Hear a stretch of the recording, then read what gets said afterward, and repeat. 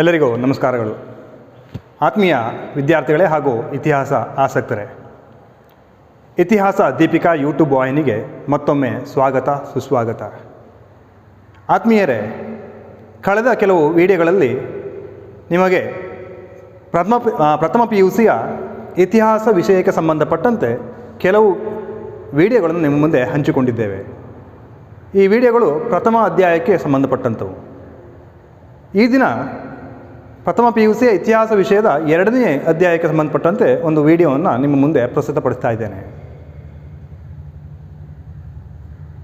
ನಿಮಗೆಲ್ಲ ತಿಳಿದಿರುವಂತೆ ಪ್ರಥಮ PUCಯ ಇತಿಹಾಸ ವಿಷಯದ ಶೀರ್ಷಿಕೆ ಜಾಗತಿಕ ಇತಿಹಾಸ. ಈ ಶೀರ್ಷಿಕೆಯಲ್ಲಿ 2 ಪದಗಳನ್ನು ಗಮನಿಸ್ಬೋದು. ಒಂದು ಇತಿಹಾಸ ಅಂತ ಹೇಳುವಂಥದ್ದು, ಮತ್ತೊಂದು ಜಗತ್ತು ಅಂತ ಹೇಳುವಂಥದ್ದು. ಪ್ರಥಮ ಅಧ್ಯಾಯದಲ್ಲಿ ಈ ಇತಿಹಾಸ ಪದದ ಅರ್ಥ, ಅದರ ವಿವರಣೆ, ವ್ಯಾಖ್ಯೆಗಳು ಮತ್ತು ಪ್ರಾಮುಖ್ಯತೆಗಳ ಬಗ್ಗೆ ತಿಳ್ಕೊಂಡಿದ್ದೀರಿ. ಹಾಗೆ 2ನೇ ಅಧ್ಯಾಯದಲ್ಲಿ ಮತ್ತೊಂದು ಪದ ಜಗತ್ತು ಎಂಬ ಪದಕ್ಕೆ ಸಂಬಂಧಪಟ್ಟಂತೆ ವಿವರಣೆಗಳನ್ನು ನೀವು ತಿಳಿದುಕೊಳ್ಳಲಿಕ್ಕಿದ್ದೀರಿ. ಈ ಅಧ್ಯಾಯದಲ್ಲಿ ಜಗತ್ತು ಹೇಗೆ ಉಗಮವಾಯಿತು, ಜಗತ್ತಿನ ಉಗಮಕ್ಕೆ ಸಂಬಂಧಪಟ್ಟಂತೆ ಇರುವಂಥ ಬೇರೆ ಬೇರೆ ಸಿದ್ಧಾಂತಗಳು ಯಾವ್ಯಾವುದು, ಈ ಜಗತ್ತಿನ ಮೇಲೆ ಭೂಮಿಯ ಸೃಷ್ಟಿ ಹೇಗಾಯಿತು, ಈ ಭೂಮಿ ಸೃಷ್ಟಿಯಾದ ಬಳಿಕ ಅದರ ಮೇಲ್ಮೈ ರಚನೆ ಹೇಗಾಯಿತು, ಈ ಭೂಮಿಯ ಮೇಲ್ಮೈ ಮೇಲೆ ಜೀವಿಗಳು ಮತ್ತು ಮನುಷ್ಯನ ಉಗಮ ಹೇಗಾಯಿತು ಮತ್ತು ಮನುಷ್ಯನ ವಿಕಸನವು ಹೇಗಾಯಿತು ಅಂತ ಹೇಳುವಂಥದ್ದನ್ನು ತಿಳಿದುಕೊಳ್ಳಲಿಕ್ಕಿದ್ದೇನೆ. ನಾನು ಈ ಪ್ರಥಮ ವಿಡಿಯೋದಲ್ಲಿ 3 ಪ್ರಮುಖ ವಿಷಯಗಳನ್ನು ಅಥವಾ ಅಂಶಗಳನ್ನು ನಿಮ್ಮ ಮುಂದೆ ಪ್ರಸ್ತುತಪಡಿಸ್ತಾ ಇದ್ದೇನೆ. ಮೊದಲನೇ ಅಂಶ, ಮಾನವ ಪದದ ಅರ್ಥವೇನು, ಆ ಪದದ ಮೂಲ ಎಲ್ಲಿಂದ ಬಂದಿದೆ ಮತ್ತು ಮಾನವ ವಿಕಸನ ಹೇಗಾಯಿತು ಅಂತ ಹೇಳುವಂಥದ್ದು. ಹಾಗೆ 2ನೆಯ ಭಾಗದಲ್ಲಿ ಬ್ರಹ್ಮಾಂಡ ಅಥವಾ ವಿಶ್ವ ಅಂತ ಹೇಳಿದರೆ ಏನು, ಈ ಬ್ರಹ್ಮಾಂಡಕ್ಕೆ ಸಂಬಂಧಪಟ್ಟಂತೆ ವಿಜ್ಞಾನಿಗಳು ವ್ಯಕ್ತಪಡಿಸಿರುವಂಥ ಬೇರೆ ಬೇರೆ ಸಿದ್ಧಾಂತಗಳು ಯಾವ್ಯಾವುದು. ಹಾಗೆ 3ನೇ ಭಾಗದಲ್ಲಿ ಈ ಬ್ರಹ್ಮಾಂಡದಲ್ಲಿ ಭೂಮಿಯ ಸೃಷ್ಟಿ ಹೇಗಾಯಿತು, ಆರಂಭದಲ್ಲಿ ಭೂಮಿಯ ಪರಿಸ್ಥಿತಿ ಹೇಗಿತ್ತು, ಮುಂದಿನ ದಿನಗಳಲ್ಲಿ ಹೇಗೆ ಭೂಮಿಯ ಮೇಲ್ಭಾಗದಲ್ಲಿ ಮೇಲ್ಮೈ ಸೃಷ್ಟಿಯಾಯಿತು ಅಥವಾ ಕ್ರಸ್ಟ್ ಹೇಗೆ ಫಾರ್ಮೇಷನ್ ಆಯಿತು, ಮತ್ತು ಭೂಮಿಯ ಮೇಲ್ಮೈ ಮೇಲೆ ವಾತಾವರಣ ಮತ್ತು ವಾಯುಗುಣ ಹೇಗೆ ಸೃಷ್ಟಿಯಾಯಿತು ಅಂತ ಹೇಳುವಂಥ ವಿಷಯಗಳನ್ನು ನಿಮ್ಮ ಮುಂದೆ ಚರ್ಚಿಸ್ತಾ ಇದ್ದೇನೆ. ಈ ಮಾನವ ಎಂಬ ಪದ ಆಂಗ್ಲ ಭಾಷೆಯ ಹ್ಯೂಮನ್ ಪದಕ್ಕೆ ಸಮಾನಾಂತರವಾಗಿ ಉಪಯೋಗಿಸಲಾಗ್ತದೆ. ಈ ಆಂಗ್ಲ ಭಾಷೆಯ ಹ್ಯೂಮನ್ ಎಂಬ ಪದ ಲ್ಯಾಟಿನ್ ಭಾಷೆಯ ಹ್ಯೂಮನಸ್ ಎಂಬ ಪದದಿಂದ ಬಂದಿದೆ. ಈ ಹ್ಯೂಮನಸ್ ಪದದ ಲ್ಯಾಟಿನ್ ಭಾಷೆಯ ಗುಣವಾಚಕ ಪದ ಹೋಮೋ. ಇಲ್ಲಿ ಹೋಮೋ ಎಂದರೆ ಮಾನವ ಅಥವಾ ಮನುಷ್ಯ. ಹಾಗಾಗಿ ಮಾನವ ಎಂಬ ಪದ ಲ್ಯಾಟಿನ್ ಭಾಷೆಯ ಹೋಮೋ ಎಂಬ ಪದದಿಂದ ಉತ್ಪತ್ತಿಯಾಗಿದೆ. ಇನ್ನು ಮಾನವನ ವಿಕಸನಕ್ಕೆ ಸಂಬಂಧಪಟ್ಟಂತೆ ತಿಳ್ಕೊಳ್ಳೋದಾದರೆ, ಮಾನವನ ವಿಕಸನ ದೀರ್ಘಕಾಲದಿಂದ ಮತ್ತು ಅತ್ಯಂತ ನಿಧಾನವಾಗಿ ಹಾಗೂ ಅನುಕ್ರಮವಾಗಿ ನಡೆದುಕೊಂಡು ಬರ್ತಾ ಇದೆ. ಈ ಭೂಮಿ ಮತ್ತು ಬ್ರಹ್ಮಾಂಡದ ಉಗಮ ಮತ್ತು ಬೆಳವಣಿಗೆಗೆ ಹೋಲಿಕೆ ಮಾಡಿದರೆ ಮಾನವನ ವಿಕಸನ ಅತ್ಯಂತ ಚಿಕ್ಕ ಅವಧಿಗೆ ವ್ಯಾಪಿಸಿರುವುದನ್ನು ನೋಡ್ಬೋದು. ಸುಮಾರು 700 ಮಿಲಿಯನ್ ವರ್ಷಗಳಿಂದ ಮಾನವನ ವಿಕಸನವು ನಡ್ಕೊಂಡು ಬರ್ತಾ ಇದ್ದರೂ ಸಹ ಭೂಮಿ ಮತ್ತು ವಿಶ್ವದ ಬೆಳವಣಿಗೆಗೆ ಹೋಲಿಕೆ ಮಾಡಿದರೆ ಅತ್ಯಂತ ಚಿಕ್ಕ ಗಾತ್ರ ಅಥವಾ ಚಿಕ್ಕ ಅವಧಿಗೆ ಇದು ಒಳಪಡುವುದನ್ನು ನೋಡ್ಬೋದು. ಆದರೆ ಹೇಗೆ ಭೂಮಿ ಅಥವಾ ಈ ಬ್ರಹ್ಮಾಂಡ ನಿರಂತರವಾಗಿ ಬೆಳೀತಾ ಇದೆಯೋ, ಹಾಗೆ ಮಾನವನ ವಿಕಸನವು ನಿರಂತರವಾಗಿ ಎಂದೂ ಸ್ಥಗಿತಗೊಳ್ಳದೆ ಬೆಳೀತಾ ಇರೋದನ್ನು ಗಮನಿಸ್ಬೋದು. ಸಾವಿರಾರು ವರ್ಷದಿಂದ ಮನುಷ್ಯನ ಬೆಳವಣಿಗೆ ನಿರಂತರವಾಗಿ ಎಂದೂ ಸ್ಥಗಿತಗೊಳ್ಳದೆ ಮುಂದುವರಿತಾ ಇದೆ. ಇನ್ನು 2ನೇ ಭಾಗದಲ್ಲಿ ಈ ಬ್ರಹ್ಮಾಂಡದ ಕುರಿತು ತಿಳ್ಕೊಳ್ಳುವ. ಬ್ರಹ್ಮಾಂಡ, ಜಗತ್ತು ಅಥವಾ ವಿಶ್ವ, ಹೀಗೆ ಬೇರೆ ಬೇರೆ ಪದಗಳನ್ನು ಉಪಯೋಗಿಸಲಾಗ್ತದೆ. ಈ ಬ್ರಹ್ಮಾಂಡ ಅತ್ಯಂತ ಹೆಚ್ಚು ಪ್ರದೇಶಗಳಿಗೆ ಅಥವಾ ಹೆಚ್ಚು ವ್ಯಾಪ್ತಿ ಹೊಂದಿರುವುದನ್ನು ನೋಡ್ಬೋದು. ಇದರ ವ್ಯಾಪ್ತಿಯನ್ನು ಇದುವರೆಗೂ ವಿಜ್ಞಾನಿಗಳು ಪತ್ತೆ ಹಚ್ಚುವಲ್ಲಿ ವಿಫಲರಾಗಿದ್ದಾರೆ. ಸರಿಯಾದ ವ್ಯಾಪ್ತಿ ಎಷ್ಟಿದೆ ಅಂಥೇಳಿ, ನಮ್ಮ ಬ್ರಹ್ಮಾಂಡದ ವ್ಯಾಪ್ತಿ ಎಷ್ಟಿದೆ ಅಂಥೇಳಿ ವಿಜ್ಞಾನಿಗಳಿಗೂ ಸಹ ಪತ್ತೆ ಹಚ್ಚಲಿಕ್ಕೆ ಸಹಕಾರಿಯಾಗಿಲ್ಲ. ಆದರೆ ಈ ಬ್ರಹ್ಮಾಂಡದ ಉಗಮಕ್ಕೆ ಸಂಬಂಧಪಟ್ಟಂತೆ ಹಲವಾರು ಸಿದ್ಧಾಂತಗಳು ಇರುವುದನ್ನು ನೋಡ್ಬೋದು. ಪ್ರಮುಖವಾಗಿ 3 ರೀತಿಯ ಸಿದ್ಧಾಂತಗಳನ್ನು ನಾವು ಕಾಣ್ಬೋದು. ಅದರಲ್ಲಿ ಮೊದಲನೆಯದ್ದು ಧಾರ್ಮಿಕ ಸಿದ್ಧಾಂತಗಳು, ಹಾಗೆ ಎರಡನೆಯದ್ದು ತತ್ವಜ್ಞಾನವನ್ನು ಆಧರಿತ ಸಿದ್ಧಾಂತಗಳು ಮತ್ತು ಮೂರನೆಯದ್ದು ವಿಜ್ಞಾನವನ್ನು ಆಧರಿಸಿದ ವೈಜ್ಞಾನಿಕ ಸಿದ್ಧಾಂತಗಳು. ಹೀಗೆ 3 ರೀತಿಯ ಸಿದ್ಧಾಂತಗಳನ್ನು ಮಂಡಿಸುವುದನ್ನು ಗಮನಿಸ್ಬೋದು. ಇದರಲ್ಲಿ ಮೊದಲನೇದಾಗಿ ಧಾರ್ಮಿಕ ಸಿದ್ಧಾಂತವನ್ನು ನೋಡೋದಾದರೆ ಬೇರೆ ಬೇರೆ ಧರ್ಮದ ಚಿಂತಕರುಗಳು ಧರ್ಮದ ನೆಲೆಯಲ್ಲಿ ಈ ಬ್ರಹ್ಮಾಂಡದ ಉಗಮದ ಕುರಿತು ವಿವರಣೆಗಳನ್ನು ನೀಡಿದ್ದಾರೆ. ಉದಾಹರಣೆಗೆ ಹೇಳೋದಾದರೆ ಹಿಂದೂ ಧರ್ಮಕ್ಕೆ ಸಂಬಂಧಪಟ್ಟಂತೆ ಬ್ರಹ್ಮನೇ ಈ ಬ್ರಹ್ಮಾಂಡವನ್ನು ಸೃಷ್ಟಿಸಿದ್ದಾನೆ ಅಂತೇಳಿ ಅಭಿಪ್ರಾಯಪಡಲಾಗ್ತದೆ. ಅಥವಾ ಬೌದ್ಧ ಧರ್ಮಕ್ಕೆ ಸಂಬಂಧಪಟ್ಟಂತೆ ಬೇರೆ ಬೇರೆ ಸಿದ್ಧಾಂತಗಳಿವೆ. ಹಾಗೆ ಯಹೂದಿಗಳ ಸಿದ್ಧಾಂತಗಳನ್ನು ನಾವು ನೋಡೋದಾದರೆ ಅವರು ಸಹ ಈ ಒಂದು ಬ್ರಹ್ಮಾಂಡದ ಉಗಮಕ್ಕೆ ಸಂಬಂಧಪಟ್ಟಂತೆ ಬೇರೆ ಬೇರೆ ಅಭಿಪ್ರಾಯಗಳನ್ನು, ಅಥವಾ ಕ್ರಿಶ್ಚಿಯನ್ ಮತ್ತು ಯಹೂದಿ ಧರ್ಮಗಳಲ್ಲಿ ಪ್ರಮುಖವಾಗಿ ಅಬ್ರಹಾಂನಿಂದ ಈ ಒಂದು ವಿಶ್ವ ಸೃಷ್ಟಿ ಆಗಿದೆ ಅಂತ ಹೇಳುವಂಥದ್ದು ಅಬ್ರಹಾಮಿಕನ್ ಸಿದ್ಧಾಂತಗಳನ್ನು ಮಂಡಿಸುವಂಥದ್ದು ನೋಡ್ಬೋದು. ಹೀಗೆ ಬೇರೆ ಬೇರೆ ರೀತಿಯ ಜೈನ ಅಥವಾ ಬೌದ್ಧ ಅಥವಾ ಇಸ್ಲಾಂ ಆಧಾರಿತ ಸಿದ್ಧಾಂತಗಳನ್ನು ಈ ವಿಶ್ವದ ಉಗಮಕ್ಕೆ ಸಂಬಂಧಪಟ್ಟಂತೆ ಮಂಡಿಸಲಾಗ್ತದೆ. ಇನ್ನು ಎರಡನೇದಾಗಿ ತತ್ವಜ್ಞಾನವನ್ನು ಆಧರಿಸಿದ ಸಿದ್ಧಾಂತಗಳು. ಹಲವಾರು ತತ್ವಜ್ಞಾನಿಗಳು ಈ ವಿಶ್ವದ ಉಗಮಕ್ಕೆ ಸಂಬಂಧಪಟ್ಟಂತೆ ತಮ್ಮದೇ ಆದಂತಹ ತರ್ಕಗಳನ್ನು ಮುಂದೆ ನೀಡಿದ್ದಾರೆ. ಉದಾಹರಣೆಗೆ ಹೇಳೋದಾದರೆ ಪ್ರಪ್ರಥಮ ಬಾರಿಗೆ ಗ್ರೀಕ್ ತತ್ವಜ್ಞಾನಿ ಥೇಲ್ಸ್ ಈ ಒಂದು ವಿಶ್ವದ ಉಗಮಕ್ಕೆ ಸಂಬಂಧಪಟ್ಟಂತೆ ತನ್ನ ವ್ಯಾಖ್ಯಾನವನ್ನು ನೀಡಿದ್ದಾನೆ. ಆ ನಂತರ ದಿನಗಳಲ್ಲಿ ಪ್ರಮುಖ ಗ್ರೀಕ್ ತತ್ವಜ್ಞಾನಿಗಳಂತಹ ಪೈಥಾಗೊರಸ್ ಅಥವಾ ಪ್ಲೇಟೋ, ಅರಿಸ್ಟಾಟಲ್ರು ಸಹ ಭೂಮಿಯ ಮತ್ತು ವಿಶ್ವದ ಉಗಮಕ್ಕೆ ಸಂಬಂಧಪಟ್ಟಂತೆ ತಮ್ಮ ವ್ಯಾಖ್ಯಾನಗಳನ್ನು ನೀಡಿದ್ದಾರೆ. ಹಾಗೆ ಬೌದ್ಧ ಧರ್ಮದಲ್ಲಿ ಪ್ರಮುಖವಾಗಿ ದಿಗ್ನಾಗ ಅಂತ ಹೇಳುವಂಥ ಒಬ್ಬ ಬೌದ್ಧ ಸನ್ಯಾಸಿಯೂ ಸಹ ಒಬ್ಬ ತತ್ವಜ್ಞಾನಿಯಾಗಿದ್ದಂಥವನು. ಇವನು ವಿಶ್ವದ ಉಗಮಕ್ಕೆ ಸಂಬಂಧಪಟ್ಟಂತೆ ತನ್ನ ಅಭಿಪ್ರಾಯವನ್ನು ವ್ಯಕ್ತಪಡಿಸ್ತಾನೆ.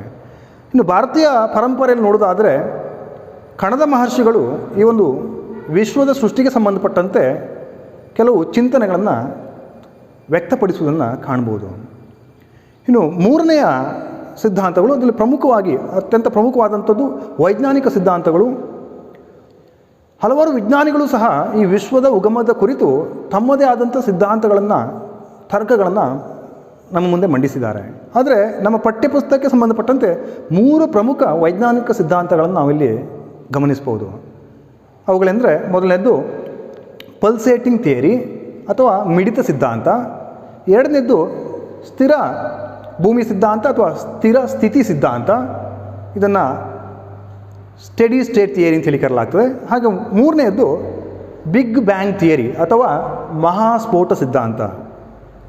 ಇವು 3 ಪ್ರಮುಖವಾದಂಥ ವೈಜ್ಞಾನಿಕ ಸಿದ್ಧಾಂತಗಳು. ಈ ಸಿದ್ಧಾಂತಗಳ ಬಗ್ಗೆ ಸ್ವಲ್ಪ ತಿಳಿದುಕೊಳ್ಳೋಣ. ಮೊದಲನೇದು ಸ್ಥಿರ ಸ್ಥಿತಿ ಸಿದ್ಧಾಂತ ಅಥವಾ ಸ್ಟೆಡಿ ಸ್ಟೇಟ್ ಥಿಯರಿ. ಈ ಸಿದ್ಧಾಂತವನ್ನು ಹಲವಾರು ವಿಜ್ಞಾನಿಗಳು ತಮ್ಮ ವಿವರಣೆಗಳಲ್ಲಿ ನೀಡಿದ್ದಾರೆ. ಆದರೆ ಈ ಸಿದ್ಧಾಂತವನ್ನು ಮೊದಲ ಬಾರಿಗೆ ಪ್ರಚಾರಪಡಿಸಿದವನು ಹರ್ಮನ್ ಬೋಂಡಿ ಅಂತ ಹೇಳುವಂಥ ಒಬ್ಬ ಇತಿಹಾಸಕಾರ, ಹರ್ಮನ್ ಬೋಂಡಿ ಅಂತ ಹೇಳುವಂತಹ ಒಬ್ಬ ವಿಜ್ಞಾನಿ.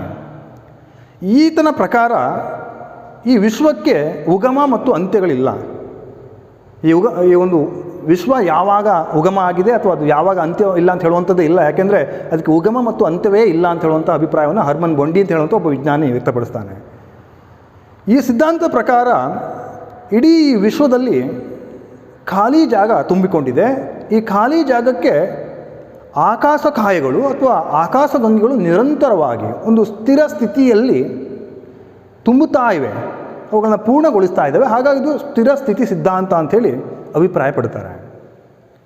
ಇನ್ನು ಎರಡನೆಯ ಸಿದ್ಧಾಂತ ಪಲ್ಸೇಟಿಂಗ್ ಥಿಯರಿ ಅಥವಾ ಮಿಡಿತ ಸಿದ್ಧಾಂತ. ಈ ಮಿಡಿತ ಅಂತ ಹೇಳೋ ಪದವನ್ನು ಕೇಳಿದಾಗಲೇ ಗೊತ್ತಾಗ್ತದೆ. ನಾವು ಸಾಮಾನ್ಯವಾಗಿ ಉಪಯೋಗಿಸುವಾಗ ಹೃದಯದ ಬಡಿತ ಅಥವಾ ಹೃದಯದ ಮಿಡಿತ ಅಂತ ಹೇಳುವಂಥ ಪದವನ್ನು ನಾವು ಉಪಯೋಗಿಸ್ತೇವೆ.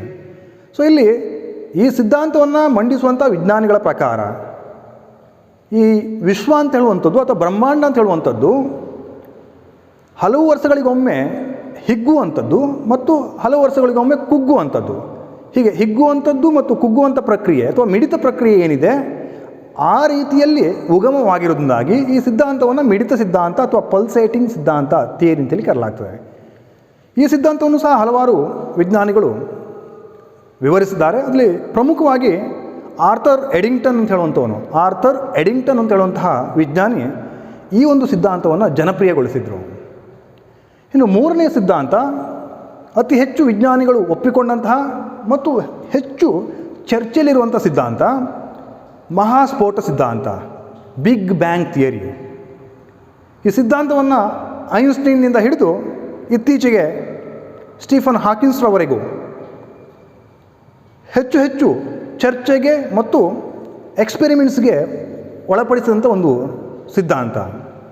ಈ ಸಿದ್ಧಾಂತವನ್ನು ಮೊದಲ ಬಾರಿಗೆ ಹೆಚ್ಚು ಜನಪ್ರಿಯಗೊಳಿಸಿದವರು ಜಾರ್ಜ್ ಲೆನೈಟ್ ಅಂತ ಹೇಳುವಂಥ ಒಬ್ಬ ವಿಜ್ಞಾನಿ. ಈ ಸಿದ್ಧಾಂತದ ಪ್ರಕಾರ ಬಿಲಿಯನ್ ಅಥವಾ ಹಲವಾರು ಬಿಲಿಯನ್ ವರ್ಷಗಳ ಹಿಂದೆ ಈ ಒಂದು ಬ್ರಹ್ಮಾಂಡದಲ್ಲಿ, ಈ ಬ್ರಹ್ಮಾಂಡದ ಎಲ್ಲ ಆಕಾಶಕಾಯಗಳು ಭೌತ ವಸ್ತುಗಳ ರೀತಿಯಲ್ಲಿ ಒಂದೇ ಪ್ರದೇಶದಲ್ಲಿ ಕೇಂದ್ರೀಕರಣಗೊಂಡು, ಈ ಕೇಂದ್ರೀಕರಣಗೊಂಡ ಬಳಿಕ ಒಂದು ಉರಿಯುವ ಗೋಳ ಸೃಷ್ಟಿಯಾಯಿತು. ಹೆಚ್ಚು ಹೆಚ್ಚು ಸಾಂದ್ರತೆ ಆದಂತೆ ಈ ಒಂದು ಗೋಳ ಮಹಾಸ್ಫೋಟವಾಗುವುದನ್ನು ನೋಡ್ಬೋದು. ಹಾಗಾಗಿ ಈ ಸಿದ್ಧಾಂತವನ್ನು ಮಹಾಸ್ಫೋಟ ಸಿದ್ಧಾಂತ ಅಂತ ಹೇಳಿ ಕರೆಯಲಾಗ್ತದೆ. ಹೀಗೆ ಸ್ಫೋಟಗೊಂಡಾಗ ಹಲವಾರು ಆಕಾಶಕಾಯಗಳು ಸೃಷ್ಟಿಯಾದವು ಮತ್ತು ಇವು ಬೇರೆ ಬೇರೆ ಕಣಗಳಾಗಿ ಇಡೀ ವಿಶ್ವದಾದ್ಯಂತ ವ್ಯಾಪಿಸಿ ಹಲವಾರು ಆಕಾಶ ಗಂಗೆಗಳಾಗಿ ಅಥವಾ ಗ್ಯಾಲಕ್ಸಿಗಳಾಗಿ ಅಥವಾ ನಕ್ಷತ್ರ ಪುಂಜಗಳಾಗಿ, ನಕ್ಷತ್ರಗಳಾಗಿ ಮತ್ತು ಪ್ಲ್ಯಾನೆಟ್ಸ್, ಮುಖ್ಯವಾಗಿ ಹಲವಾರು ಗ್ರಹಗಳಾಗಿ ಸೃಷ್ಟಿಯಾದವು ಅಂಥೇಳಿ ಈ ಸಿದ್ಧಾಂತವನ್ನು ಮಂಡಿಸುವಂತಹ ವಿಜ್ಞಾನಿಗಳು ಅಭಿಪ್ರಾಯವನ್ನು ಪಡ್ತಾರೆ. ಮತ್ತು ಇತ್ತೀಚಿನ ದಿನಗಳಲ್ಲಿ ಹೆಚ್ಚು ಒಪ್ಪಿಕೊಂಡಂತಹ ಒಂದು ಸಿದ್ಧಾಂತ ಅಂತ ಹೇಳಿದರೆ ಇದು ಮಹಾಸ್ಫೋಟ ಸಿದ್ಧಾಂತ. ಮತ್ತು ನಮ್ಮ ಪಠ್ಯಕ್ರಮಕ್ಕೆ ಸಂಬಂಧಪಟ್ಟಂತೆ ಈ ಸಿದ್ಧಾಂತವನ್ನೇ ಒಪ್ಪಿಕೊಂಡಿರುವಂತಹ ಸಾಧ್ಯತೆಗಳು ಹೆಚ್ಚು ಕಂಡುಬರ್ತವೆ. ಹಾಗಾಗಿ ಈ ಮಹಾಸ್ಫೋಟದಿಂದಾಗಿ ಭೂಮಿ ಒಂದು ಕಣವಾಗಿ ಸೃಷ್ಟಿ ಆಯಿತು ಅಂಥೇಳಿ ಅಭಿಪ್ರಾಯ ಪಡಲಾಗ್ತದೆ. ಇನ್ನು ಭೂಮಿಯ ಉಗಮಕ್ಕೆ ಸಂಬಂಧಪಟ್ಟಂತೆ ತಿಳಿದುಕೊಳ್ಳೋದಾದರೆ, ಈ ಮಹಾಸ್ಫೋಟ ಸಿದ್ಧಾಂತದ ನಂತರ ಈ ಜಗತ್ತು ಸೃಷ್ಟಿಯಾಗಿದೆ. ಈ ಜಗತ್ತಿನಲ್ಲಿ ಹಲವಾರು ಗ್ಯಾಲಕ್ಸಿಗಳು ಅಥವಾ ಆಕಾಶಗಂಗೆಗಳು ಸೃಷ್ಟಿಯಾದವು. ಅಂಥ ಒಂದು ಆಕಾಶಗಂಗೆಗಳಲ್ಲಿ ಒಂದು ಪ್ರಮುಖವಾದ ಆಕಾಶಗಂಗೆ ಭೂಮಿ ಇರುವಂತಹ ಆಕಾಶಗಂಗೆ ಮಿಲ್ಕಿ ವೇ ಅಥವಾ ಹಾಲು ಹಾದಿ ಅಥವಾ ಕ್ಷೀರಪಥ ಆಕಾಶಗಂಗೆ ಅಥವಾ ಗ್ಯಾಲಕ್ಸಿ. ಅಂದರೆ ಈ ಬ್ರಹ್ಮಾಂಡದಲ್ಲಿ ಸಾವಿರಾರು ಗ್ಯಾಲಕ್ಸಿಗಳಿವೆ. ಅದರಲ್ಲಿ ಒಂದು ಪ್ರಮುಖವಾದ ಗ್ಯಾಲಕ್ಸಿ ಮಿಲ್ಕಿ ವೇ. ಇದಲ್ಲದೆ ಬೇರೆ ಬೇರೆ ಗ್ಯಾಲಕ್ಸಿ, ಉದಾಹರಣೆ ಆಂಡ್ರೋಮಿಡ್, ಬ್ಲ್ಯಾಕ್ ಐ ಮುಂತಾದ ಬೇರೆ ಬೇರೆ ಗ್ಯಾಲಕ್ಸಿಗಳಿವೆ. ಈ ಮಿಲ್ಕಿ ವೇ ಗ್ಯಾಲಕ್ಸಿಯಲ್ಲಿ ಹಲವಾರು ನಕ್ಷತ್ರಗಳಿವೆ, ನಕ್ಷತ್ರ ಪುಂಜಗಳಿವೆ. ಲಕ್ಷಕ್ಕಿಂತ ಹೆಚ್ಚು ನಕ್ಷತ್ರಗಳನ್ನು ಒಂದೊಂದು ಗ್ಯಾಲಕ್ಸಿಯಲ್ಲಿ ನಾವು ಕಾಣ್ಬೋದು. ಹಾಗೆ ಇಂತಹ ಒಂದು ನಕ್ಷತ್ರಗಳಿಗೆ ಪ್ರಮುಖ ಉದಾಹರಣೆ ನಮ್ಮ ಅತ್ಯಂತ ಹತ್ತಿರದ ನಕ್ಷತ್ರ ಸೂರ್ಯ. ಈ ಮಿಲ್ಕಿ ವೇ ಗ್ಯಾಲಕ್ಸಿಯಲ್ಲಿರುವಂಥ ಒಂದು ಪ್ರಮುಖವಾದ ನಕ್ಷತ್ರ ಮತ್ತು ನಮ್ಮ ಅತ್ಯಂತ ಹತ್ತಿರವಾದ ನಕ್ಷತ್ರ ಸೂರ್ಯ. ಇದಲ್ಲದೆ ಬೇರೆ ಬೇರೆ ನಕ್ಷತ್ರಗಳು, ಉದಾಹರಣೆಗೆ ಸಿರಿಸ್ ಇರ್ಬೋದು ಅಥವಾ ರಿಗೆಲ್ ಇರ್ಬೋದು ಅಥವಾ ಪ್ರಾಕ್ಸಿಮಾ ಸೆಂಟಾರಿ. ಭೂಮಿಯಿಂದ ಸೂರ್ಯನನ್ನು ಹೊರತುಪಡಿಸಿ ಅತ್ಯಂತ ಹತ್ತಿರವಾದ ನಕ್ಷತ್ರ ಪ್ರಾಕ್ಸಿಮಾ ಸೆಂಟಾರಿ. ಹೀಗೆ ಲಕ್ಷಾಂತರ ನಕ್ಷತ್ರಗಳು ಈ ಒಂದು ಬ್ರಹ್ಮಾಂಡದಲ್ಲಿವೆ. ನಮ್ಮ ನಕ್ಷತ್ರ ಅಥವಾ ನಾವು ವಾಸ ಮಾಡ್ತಿರುವಂತಹ ಭೂಮಿಯನ್ನು ಅಥವಾ ಭೂಮಿ ಸುತ್ತುತ್ತಿರುವಂಥ ನಕ್ಷತ್ರ ಅದು ಸೂರ್ಯ. ಈ ಸೂರ್ಯನ ಪರಿವಾರವನ್ನು ಸೌರವ್ಯೂಹ ಅಂತೇಳಿ, ಸೋಲಾರ್ ಸಿಸ್ಟಮ್ ಅಂತೇಳಿ ಕರೆಯಲಾಗ್ತದೆ. ಈ ಸೌರವ್ಯೂಹದಲ್ಲಿ ಹಲವಾರು ಪ್ಲ್ಯಾನೆಟ್ಸ್ ಅಥವಾ ಗ್ರಹಗಳಿವೆ. ಕೆಲವರು 8 ಗ್ರಹಗಳು ಅಂತ ಹೇಳ್ತಾರೆ, ಅಥವಾ ಕೆಲವು ವಿಜ್ಞಾನಿಗಳು 9 ಗ್ರಹಗಳು ಹೇಳ್ತಾರೆ. ಇತ್ತೀಚೆಗೆ ಪ್ಲೂಟೋ ಗ್ರಹ ಅದು ಒಂದು ಗ್ರಹ ಅಲ್ಲ, ಹಾಗಾಗಿ 8 ಗ್ರಹಗಳು ಅಂತೇಳಿ ಅಭಿಪ್ರಾಯ ಪಡಲಾಗ್ತದೆ. ಅದಲ್ಲದೆ ಹಲವಾರು ಕ್ಷುದ್ರ ಗ್ರಹಗಳಿವೆ, ಉಲ್ಕೆಗಳಿವೆ. ಹಾಗೆ ಹಲವಾರು ಈ ಒಂದು ಧೂಮಕೇತುಗಳು ಸಹ ಸೌರವ್ಯೂಹವನ್ನು ಪ್ರವೇಶ ಮಾಡುವುದನ್ನು ನೋಡ್ಬೋದು. ಈ ಭೂಮಿಗೆ ಸಂಬಂಧಪಟ್ಟಂತೆ ವಿಶ್ವದೊಂದು ಅತ್ಯಂತ ಪ್ರಮುಖವಾದ ಗ್ರಹ ಅಂತೇಳಿ ನಾವು ತಿಳ್ಕೊಳ್ಬೋದು. ಯಾಕೆ ಅಂತ ಹೇಳಿದರೆ, ನಮಗೆ ತಿಳಿದಿರುವಂತಹ ಜೀವಿಗಳು ವಾಸ ಮಾಡ್ತಿರುವಂಥ ಏಕೈಕ ಗ್ರಹ ಅದು ಭೂಮಿ. ಬೇರೆ ಅನ್ಯ ಗ್ರಹಗಳಲ್ಲಿ ಜೀವಿಗಳು ವಾಸ ಮಾಡ್ತಾ ಇರ್ಬೋದು, ಆದರೆ ಇದುವರೆಗೆ ಅದು ನಮ್ಮ ಮನುಷ್ಯರ ತಿಳುವಳಿಕೆಗೆ, ಅರಿವಿಗೆ ಬರದೇ ಇರುವುದನ್ನು ನೋಡ್ಬೋದು. ಕೆಲವು ಅಭಿಪ್ರಾಯಗಳನ್ನು ಹೇಳ್ತಾರೆ, ಅನ್ಯ ಗ್ರಹಗಳು ಜೀವಿಗಳು ಬರ್ತವೆ ಹಾಗೆ ಹೀಗೆ ಅಂತೇಳಿ. ಆದರೆ ನಮಗೆ ತಿಳಿದಿರುವ ಹಾಗೆ ಅಥವಾ ಇದುವರೆಗಿನ ಸಂಶೋಧನೆಯನ್ನು ಆಧರಿಸಿ ಹೇಳೋದಾದರೆ, ಜೀವಿಗಳು ಇರುವಂಥ ಏಕೈಕ ಗ್ರಹ ಭೂಮಿ. ಈ ಭೂಮಿ ಸುಮಾರು 4.5 ಅಥವಾ 4.6 ಬಿಲಿಯನ್ ಅಥವಾ 450 ಕೋಟಿ ವರ್ಷಗಳ ಹಿಂದೆ ಸೃಷ್ಟಿಯಾಗಿದೆ ಅಂಥೇಳಿ ಅಭಿಪ್ರಾಯಪಡಲಾಗ್ತದೆ. 4.5 ಬಿಲಿಯನ್ ಅಥವಾ 450 ಕೋಟಿ ವರ್ಷಗಳ ಹಿಂದೆ ಭೂಮಿ ಸೃಷ್ಟಿಯಾಗಿದೆ ಅಂಥೇಳಿ ವಿಜ್ಞಾನಿಗಳು ಅಭಿಪ್ರಾಯಪಡ್ತಾರೆ. ಈ ಬ್ರಹ್ಮಾಂಡದ ಸೃಷ್ಟಿಗೆ ಹೋಲಿಕೆ ಮಾಡಿದರೆ ಇದು ಇತ್ತೀಚಿನ ಬೆಳವಣಿಗೆ. ಈ ಬ್ರಹ್ಮಾಂಡ ಸುಮಾರು 13.8 ಶತಕೋಟಿ ವರ್ಷಗಳ ಹಿಂದೆ ಅಥವಾ 13.8 ಬಿಲಿಯನ್ ವರ್ಷಗಳ ಹಿಂದೆ ಸೃಷ್ಟಿಯಾಗಿದೆ ಅಂಥೇಳಿ ವಿಜ್ಞಾನಿಗಳು ಅಭಿಪ್ರಾಯಪಟ್ಟರೆ, ಈ ಭೂಮಿಯ ಸೃಷ್ಟಿಯಾಗುವ ಪ್ರಕ್ರಿಯೆ ಸುಮಾರು 4.5 ಬಿಲಿಯನ್ ವರ್ಷಗಳಿಂದ ಪ್ರಾರಂಭವಾಗಿದೆ.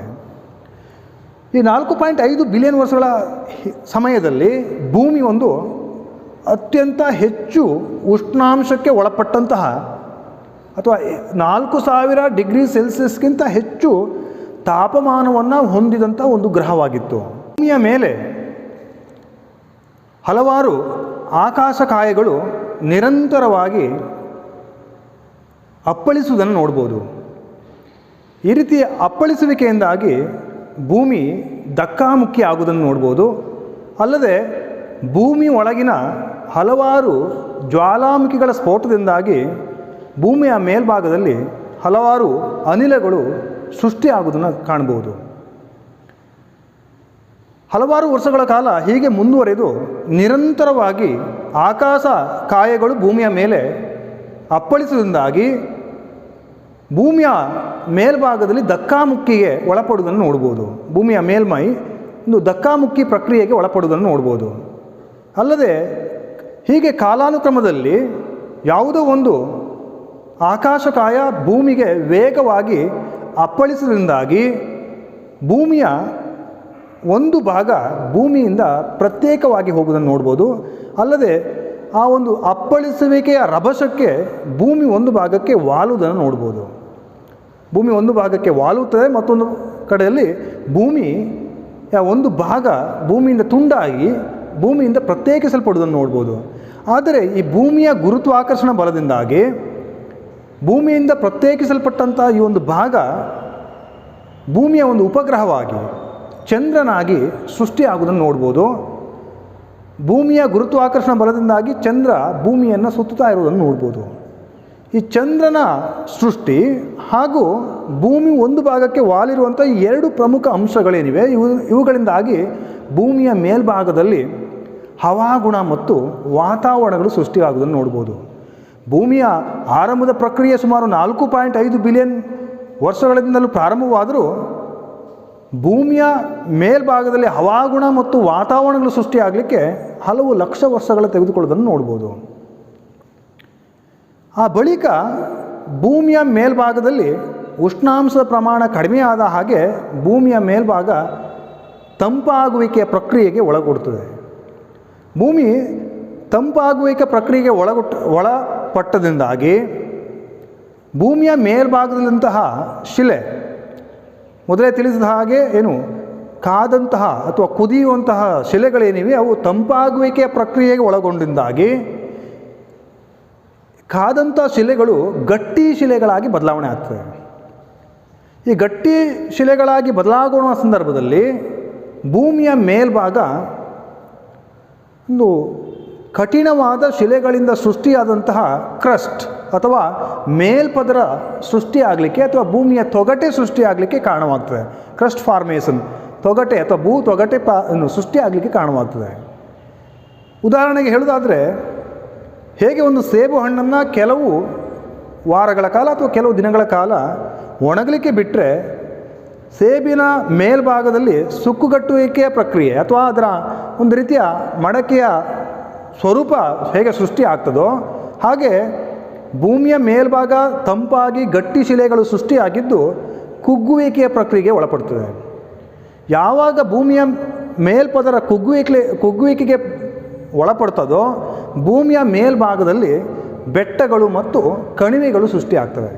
ಸುಕ್ಕು ಕಟ್ಟಿದಂತಹ ಮೇಲ್ಪದರ ಏನಿದೆ ಅದು ಬೆಟ್ಟಗಳು ಮತ್ತು ಕಣಿವೆಗಳ ಸೃಷ್ಟಿಗೆ ಕಾರಣ ಆಗೋದನ್ನು ನೋಡ್ಬೋದು. ಈ ಸಂದರ್ಭದಲ್ಲಿ ಜ್ವಾಲಾಮುಖಿಗಳ ಸ್ಫೋಟ ಕಡಿಮೆಯಾಗಿತ್ತು ಮತ್ತು ಭೂಮಿಯ ಮೇಲ್ಭಾಗದಲ್ಲಿ ನೀರು ಹೆಚ್ಚಿನ ಉಷ್ಣಾಂಶಕ್ಕೆ ಆವಿಯ ರೂಪದಲ್ಲಿತ್ತು.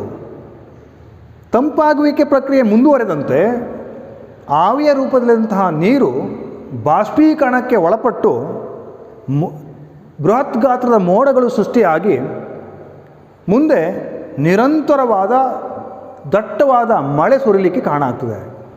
ಭೂಮಿಯ ಮೇಲೆ ಹಲವು ವರ್ಷಗಳ ಕಾಲ ನಿರಂತರವಾಗಿ ಭಾರೀ ಪ್ರಮಾಣದ ಮಳೆ ಸುರಿದ್ರಿಂದಾಗಿ ಈ ಕಣಿವೆ ಪ್ರದೇಶ ಮತ್ತು ಬೆಟ್ಟಗುಡ್ಡ ಪ್ರದೇಶಗಳಿದ್ದಂತಹ ದೊಡ್ಡ ದೊಡ್ಡ ಶಿಲೆಗಳು ಅಥವಾ ಬಂಡೆಗಳು ಒಡೆದು ಚೂರು ಚೂರಾಗುವುದನ್ನು ನೋಡ್ಬೋದು.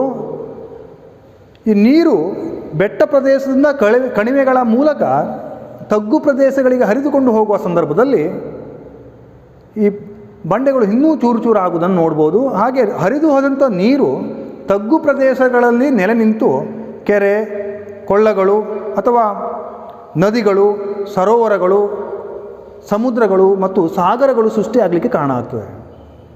ನಿರಂತರವಾಗಿ ಮಳೆಯ ನೀರು ಕಣಿವೆಗಳ ಮೂಲಕ ಹರಿದುಕೊಂಡು ಹೋದ್ರಿಂದಾಗಿ ಈ ಬಂಡೆಗಳು ಪುಡಿ ಪುಡಿಯಾಗಿ ಮರಳು ಮತ್ತು ಮಣ್ಣು ಸೃಷ್ಟಿಯಾಗ್ತದೆ.